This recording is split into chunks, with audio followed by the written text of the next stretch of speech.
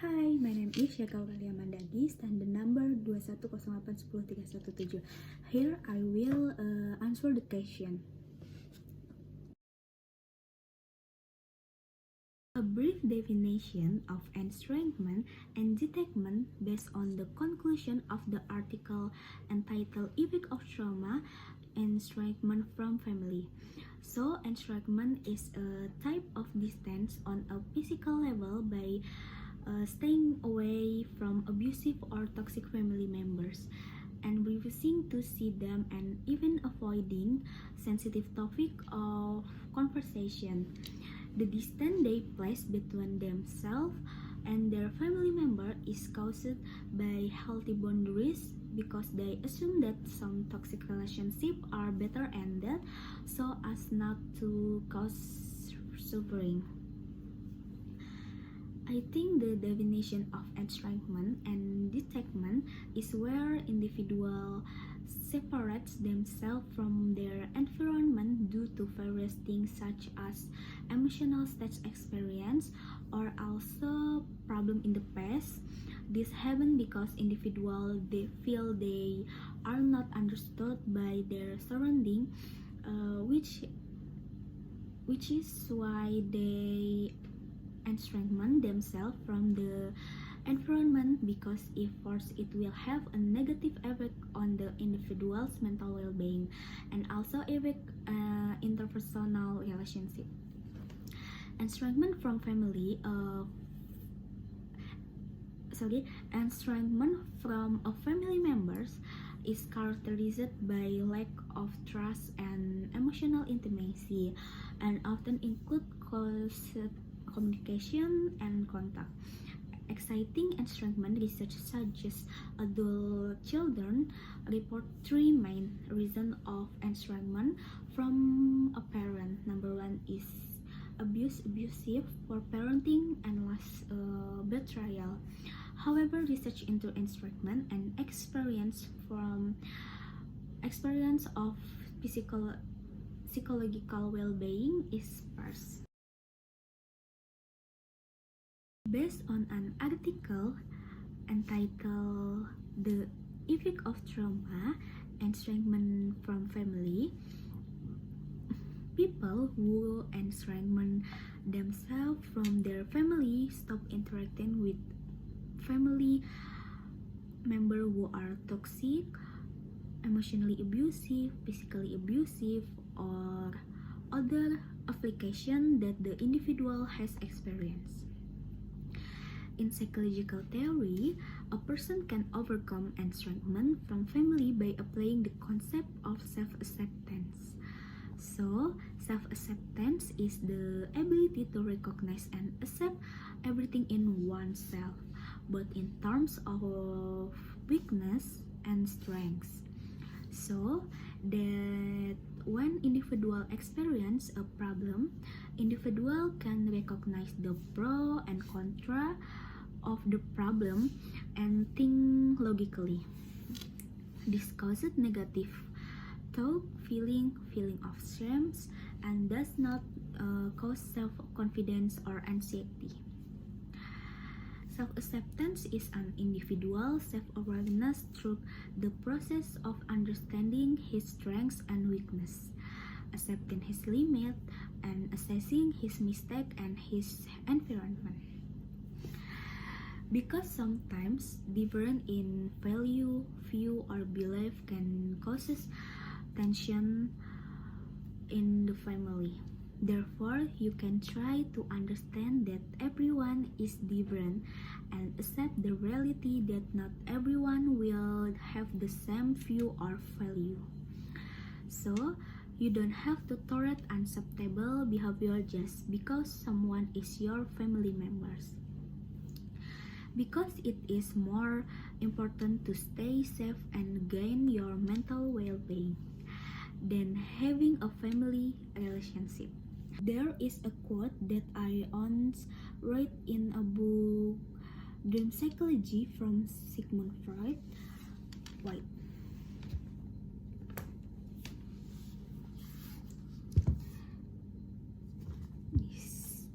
Dream Psychology from Sigmund Freud.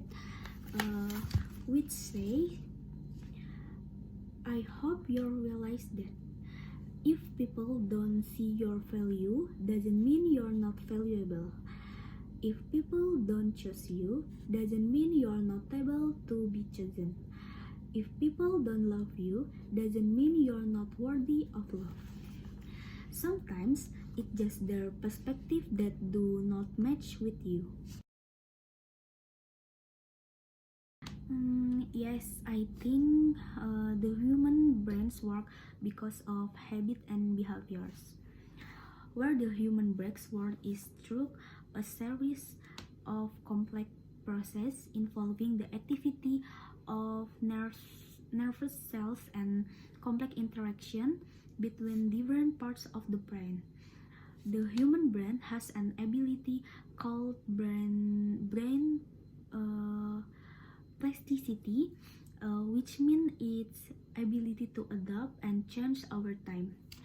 Habit and behaviors can form new connection between nerve cell synapses or strengths existing ones.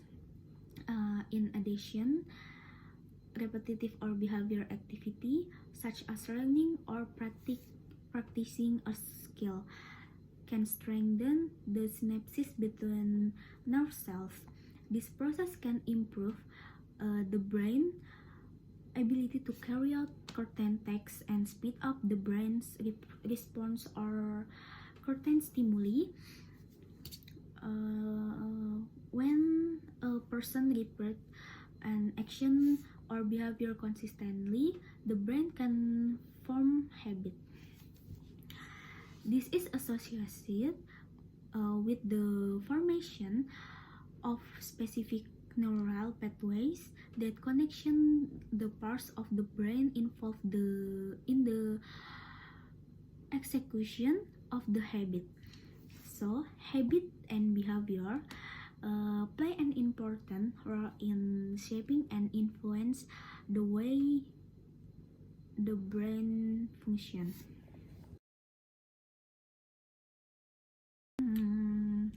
In my opinion, gender roles are basically a product of society because gender is a concept about the social of men and women. But in general, there are at least 3 points of difference between men and women. Number one is brain structure, reproductive organ, and way of thinking. Biologically, human types are divided into sex, not genders, namely male and female. Sex is the biological structure, genital, reproductive hormone, anatomy, physiology of the body. Sex hormones such as estrogen and testosterone can influence brain development and may play a role in cognitive difference between genders. However, the influence of this hormone is complex and individual difference can be more significant than difference between gender group. The disclaimers that gender difference in brain ability cannot be simplified to a biological basis or product of society alone, as the two interrelate and can influence each other. Gender roles in society also play an important role in shaping individual ability and behaviors.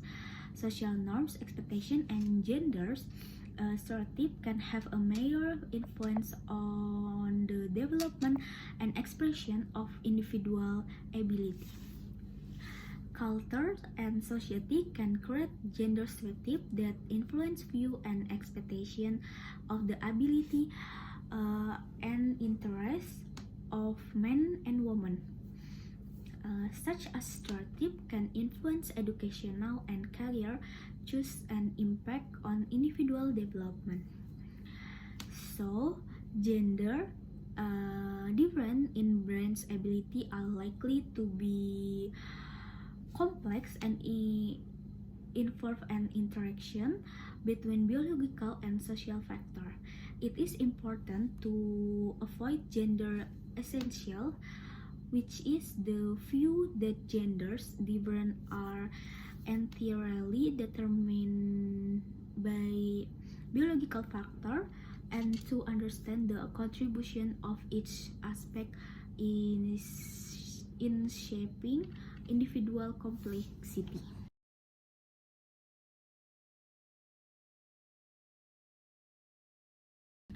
I disagree with the fact that psychologists use the paranormal to deal with a disorder or choice, because a psychologist is a professional who has studied the theory, intervention, assessment, even technique according to the psychological science to treat his patient.